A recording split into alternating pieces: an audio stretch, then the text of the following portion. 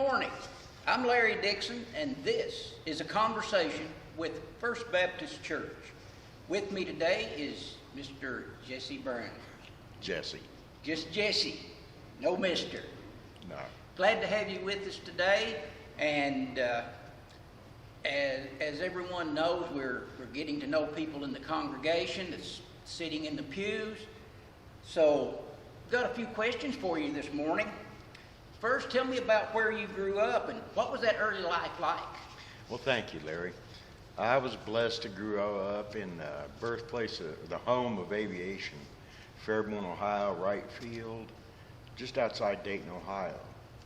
Two amazing parents, and with a love of outdoors and a love of aviation. So, growing up, did you have a nickname? No, that didn't fall in there. Oh, I've talked to several people, and they've acquired various nicknames. I thought I'd throw that one out there. Oh, I'm sure I've been called a few, but Oh, none that you want to repeat today. yeah, it probably wouldn't be appropriate. Okay. So, growing up, what was your dream job? What did you want to do? Something that pertained to gears, electricity, motion, anything mechanical. That's, from an early age, I had a love of all of it, and my mother is proud of a picture she has of me trying to work on a lawnmower with a diaper on. And it's continued all along. I went to college for automotive diesel heavy-duty powertrains. Worked in sports car garages prior to going into military, and there I was a flight engineer on Chinook helicopters. I like to say things mechanical, just what I loved.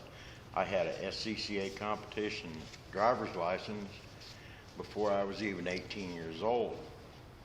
So when you have to get a release signed by your mother before you can go race, that kind of, I was very, very blessed. Well, you have mentioned, and we've had conversations before about the Chinook helicopters and so forth, and that was a big part of your life, important part, wasn't it? Absolutely. We flew for the 101st, and I was selected to work on the modernization D-model program for the Chinook helicopter and to work with Boeing Vertol real closely, and that's the variant of what they fly today. And it just was a love and a passion of mine. Aviation all along. This is just one of the things I dearly love. Well, that kind of dovetails into your art. And I've seen some of your art, and it is amazing. Thank you. This is a blessing of mine. I was encouraged to follow my art dreams early on. And I love to do sculpture work, to make things out of mostly nothing, and I am getting back now to painting again that I stopped a long time ago. I just didn't have the time for it. But the sculpture work, we've had an agreement with the Dayton Area Chamber of Commerce for over 20 years. I do the award that they give away on an annual basis there. And I'm just very, very blessed. What brought you to Moorhead? I have family from Kentucky. My mother's from just east of town here at Soldier, and my dad's originally from Hazard, and I've got a brother that lives here in town now. And this has always been a second home to me. My uncle was police chief here for a long time, James Pelfrey, and this is just one of the places in the world that's home and I love. Well, I always ask the question is, what is your favorite food? You know me, I love to cook and garden and grow the food and everything, but if I had to narrow it down, it comes right back down to family, mom and my grandmother's biscuits and gravy.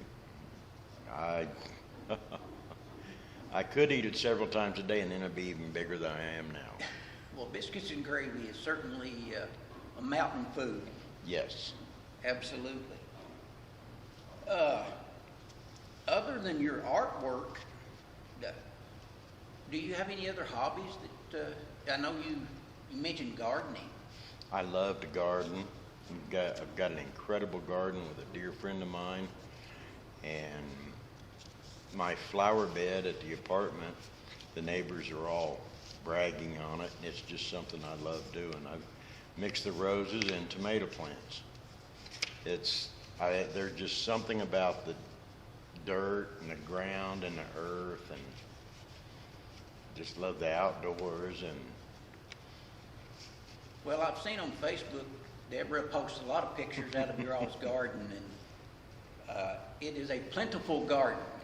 yes, it is. We're very, very blessed. It's in the center of the community garden, the triplet, and the garden for everybody in the whole place is just amazing. It's been a year that has just so far been perfect and prolific. It's like, God has said, yeah, we went through 2020, now here, let me touch what's going on today. Wow. And it's amazing. I'm very, very blessed. So my next question is, what brought you to First Baptist Church, and why have you stayed? I have close affiliation and ties with Moorhead Inspiration Center, and they regularly have meetings in the basement, and the community outreach here is just absolutely amazing. The different areas, now, people don't talk about it much, but the involvement of this church with the community is second to none. And that is probably one of the greatest things a church can do. So that's why you stayed. Yeah, well, the love of the family here, the church family. A few years back, I had a stroke, and immediately I got sent to Lexington. And it was amazing to me, all of the friends and church family here that showed up. You were one of them also.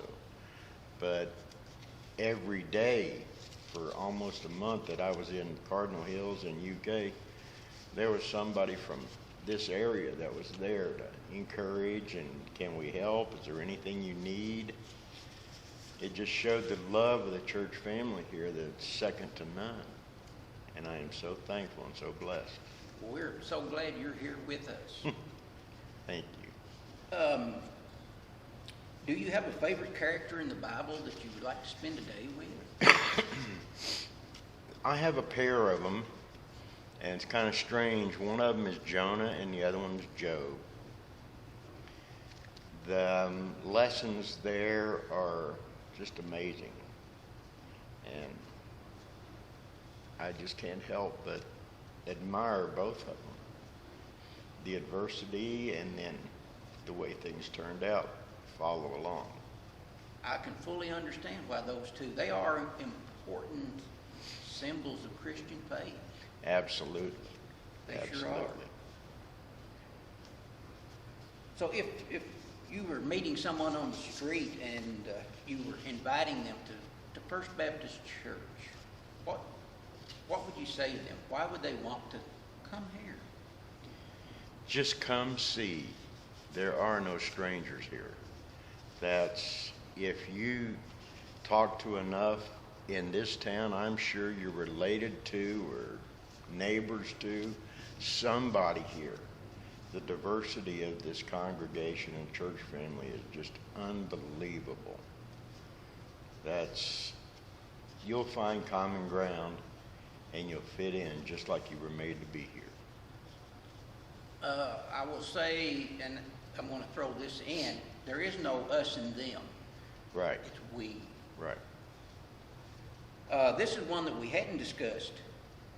Do you believe in aliens?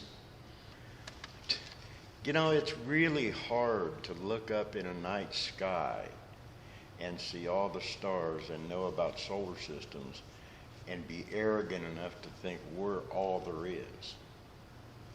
There's much more to this universe than we know.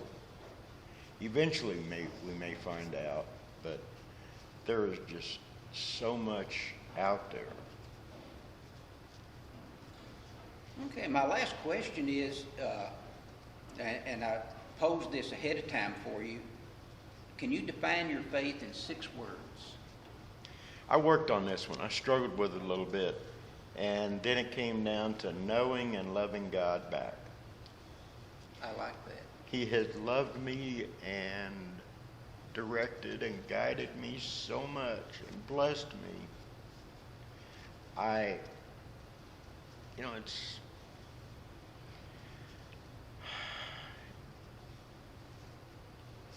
am just in awe. And what I think God wants us to do just resonates so strongly with all of me that I just do not understand how anybody could look around with an open mind and not think that there's a higher power that loves us and wants things to work out well for us. All of us on this planet. With me today has been Jessie Brown. Jessie, it's been a pleasure having you with us here today. I've enjoyed this, and this has been a conversation with First Baptist Church. I'm Larry Dixon. I'm Jessie Brown, and I thank you so much.